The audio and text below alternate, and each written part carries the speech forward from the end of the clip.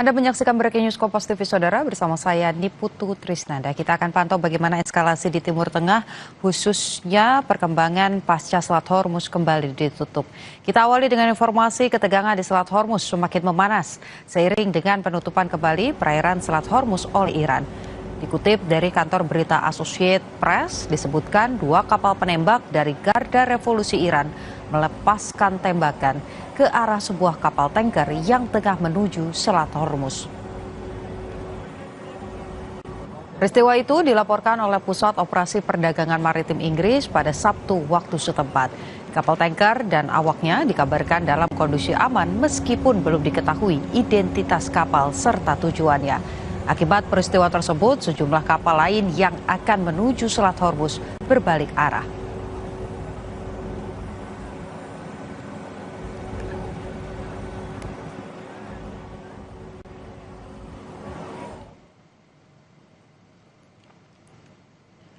Sementara itu, Komando Pusat Amerika Serikat CENTCOM merilis rekaman video yang menunjukkan kegiatan di kapal perang yang bertugas untuk memblokade Selat Hormuz.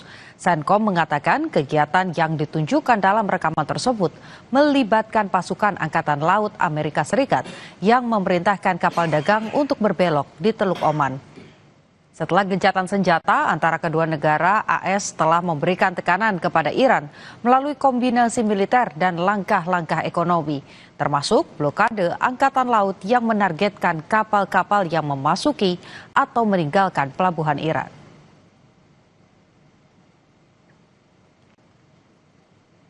Setelah sempat dibuka oleh Iran, Presiden Amerika Serikat Donald Trump kembali memblokade Selat Hormuz.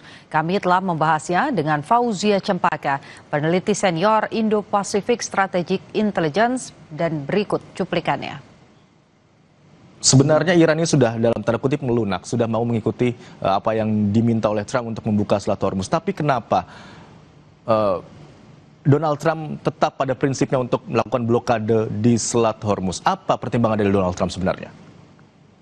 Tentu kita tahu bahwa dalam konteks gencatan senjata hingga tanggal 22 April hari Rabu depan ini adalah bentuk reposisi bagi kedua belah pihak, baik Amerika Serikat maupun Iran. Dalam konteks ini kita lihat memang Iran selalu bersikap resiprokal. Maksudnya adalah hanya melakukan balasan terhadap apa yang dilakukan oleh Amerika Serikat. Dan kemarin kita lihat pada tanggal 17 April, Menlu Iran, yaitu Abbas Araghchi, mengumumkan bahwa Selat Hormuz ini sepenuhnya terbuka untuk kapal-kapal yang sifatnya komersil, dan bahkan harga Brent crude oil atau minyak Brent ini langsung anjlok begitu, lebih dari 10% turunnya hingga ke angka hampir normal di angka 80-an dolar per barel. Nah, kita lihat bagaimana sebenarnya dampaknya sangat luas begitu ya. Nah, tapi kita juga lihat bahwa kurang dari 24 jam ini salah satu atau 2 kapal yang dimiliki oleh India ini mendapatkan serangan dari kapal kecil yang dimiliki oleh IRGC. Nah, tentu kita juga tahu Mas bahwa dalam konteks ini ada 2 sebab menurut saya mengapa hal ini terjadi. Yang pertama adalah aspek operasional, yaitu dalam konteks ini, dalam aspek operasional kita tahu bahwa IRGC tidak serta-merta berkoordinasi maupun menerima komando dari Kementerian Luar Negeri ataupun aspek-aspek operasional, aspek-aspek strategis diplomatik lainnya. Tapi justru menerima signal atau komando dari yang sifatnya dari IRGC, bahkan mungkin yang lebih memiliki kontrol terhadap IRGC lebih dekat pada Galibaf yang dulu merupakan komandan IRGC dibandingkan misalnya Araghchi begitu. Itu yang pertama. Yang kedua, kita juga bisa lihat bagaimana statement Donald Trump yang menyampaikan melalui paparan atau press release begitu, bahwa tetap akan melakukan blokade yang sifatnya menutup dan hanya pada port atau pelabuhan-pelabuhan Iran. Nah, ini tentu juga menunjukkan, kita tadi kembali ke statement pertama bahwa Iran ini sifatnya resiprokal, tentu dengan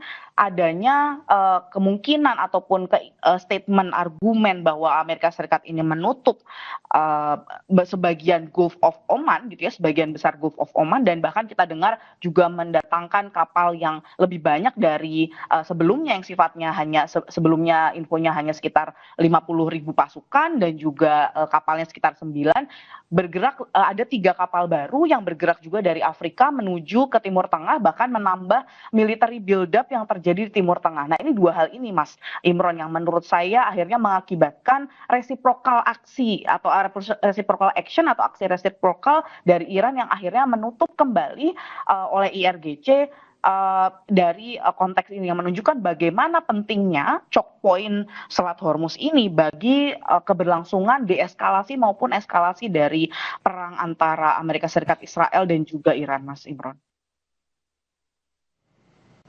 Lantas adakah peluang untuk terciptanya perundingan lanjutan sebagai deeskalasi konflik? Berikut cuplikan dialog kami dengan Fauzia Cempaka, peneliti senior Indo-Pacific Strategic Intelligence di program Kompas Siang.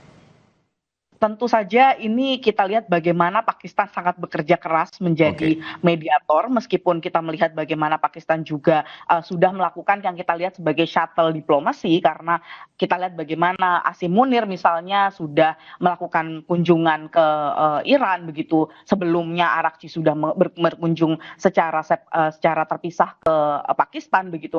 Nah, kita lihat bagaimana sebenarnya awalnya juga ada sinyal-sinyal bahwa Asim Munir ini akan ke Amerika Serikat.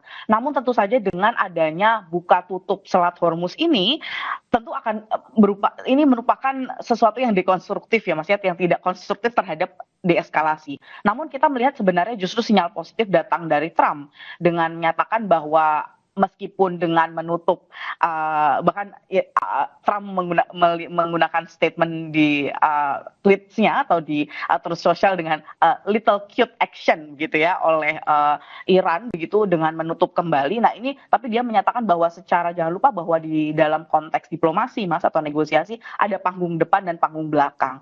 Di panggung depan tentu saja yang harus diyakinkan adalah masyarakat domestik, di mana tentu kedua belah pihak tidak boleh dengan mudah memberikan konsesinya. Nah, baik Iran maupun Amerika Serikat. Sedangkan panggung belakang, tentu saja kedua belah pihak ingin segera memasuki exit ramp atau jalan keluar yang tentu dapat menguntungkan keduanya, meskipun kita lihat sudah korban jiwa sudah besar, korban infrastruktur pun sangat besar begitu, dan kita lihat bagaimana Pakistan masih juga menanggapi secara aktif untuk memfasilitasi putaran kedua di Islamabad.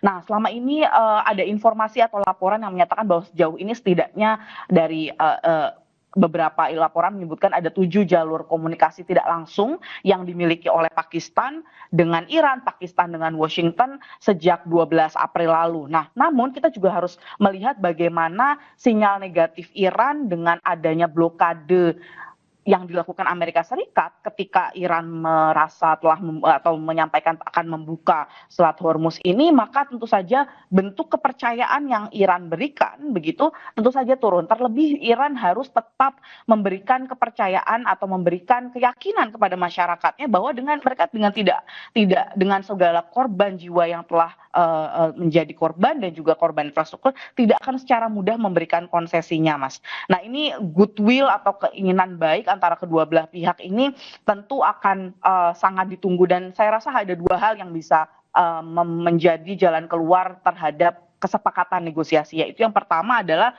Iran memberikan membuka kembali Selat Hormuz seperti yang dilakukan Arakchi pada hari Jumat lalu, itu yang pertama. Dan kedua tentu saja Amerika Serikat menangguhkan blokadenya yang sementara ini karena memang tidak memberikan dampak konstruktif terhadap deeskalasi, dan bahkan kita lihat bagaimana statement yang disampaikan oleh Prancis misalnya yang menyatakan bahwa ini adalah bentuk bentuk eskalasi yang sangat berbahaya, yang sangat bentuk deeskalasi yang rapuh begitu, dan tentu saja bisa memberikan keraguan untuk melakukan negosiasi tahap lanjutan yang waktunya tinggal sebentar lagi, Mas, karena Donald Trump pun menyatakan bahwa mungkin saja Amerika Serikat tidak memperpanjang gencatan senjata ini, Mas Imron.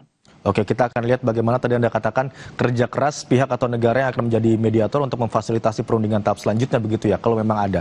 Dengan adanya insiden penembakan kapal dan pendanaan ketat dari Iran begitu ya, apakah resiko konflik terbuka akan semakin besar, Mbak Cempaka? Betul, Mas Imron. Saya khawatir ini akan meluas, tidak hanya terkait dengan dampak Amerika Serikat dan Iran saja, tapi juga bagaimana sudah ada statement atau serangan terhadap kita tahu 2 kapal India yang ditembaki di Selat Hormuz setelah Iran menutup kembali jalur tersebut ini, India sudah memanggil duta besar Iran atas insiden ini. Nah, ini sebenarnya langkah diplomatik yang langka dan serius dari New Delhi begitu ya, karena kita lihat ini bagaimana sebenarnya India juga ingin menjaga hubungan baik dengan Teheran, meskipun selama ini kita lihat bagaimana pada awal terjadinya konflik ini atau perang ini misalnya satu kapal yang isinya adalah para angkatan laut Iran yang waktu itu baru selesai berlatih di India misalnya terkena tembak gitu ya, terkena serangan misil dari Amerika Serikat. Nah, ini kita lihat bagaimana pasca kejadian itu pun tidak ada ketegangan yang terlalu tinggi antara kedua belah pihak, bahkan kapal India pun bisa berhasil lewat selama 45 hari ini gitu ya. Tapi kita lihat bagaimana dengan dipanggilnya duta besar Iran atas insiden ini menunjukkan bagaimana eskalasi ini tidak hanya akan terjadi pada negara-negara yang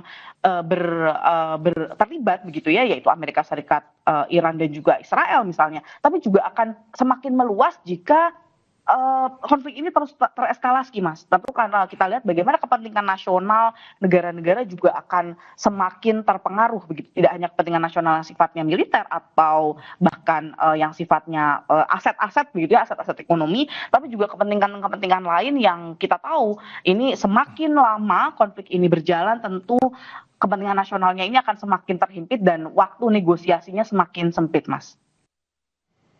Eskalasi di Timur Tengah, saudara, akan kami sampaikan usai jeda.